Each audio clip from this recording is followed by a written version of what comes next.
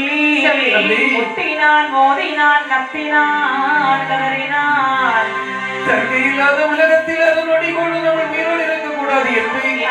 அந்த தங்கையானவள் இறந்த கல்லிலே தமையினும் தன் தலையை மோதி மோதி அவனும் உயிரை விட்டான். இவர்கள் இரண்டு உயிரானது கைலாசமலைக்கு வருகின்ற போது